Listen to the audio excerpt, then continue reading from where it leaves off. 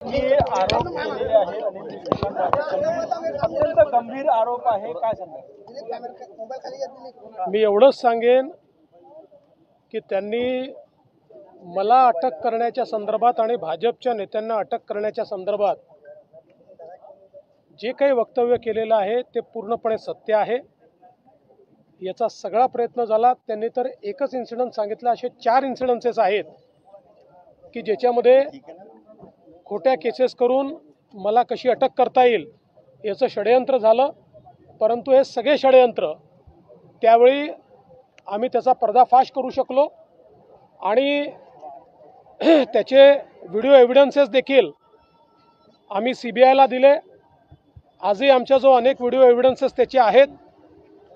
एक गोष्ट निश्चितपणे सांगतो की महाविकास आघाडीच्या सरकारच्या काळामध्ये मी असेल, गिरीश महाजन असेल, प्रवीण दरेकर असेल, अनेक आमचे नेते आहेत की ज्या नेत्यांना अक्षरशः जेलमध्ये टाकण्याची सुपारी ही काही अधिकाऱ्यांना दिली होती, काही अधिकाऱ्यांनी घेतली होती, परंतु ते करू शकले नाहीत। कारण अनेक चांगले अधिकारी होते की ज्यांनी त्यावेळी त्या स्तरावर अशा प्रकारच्या खोट्या केसेस करायला नकार दिला।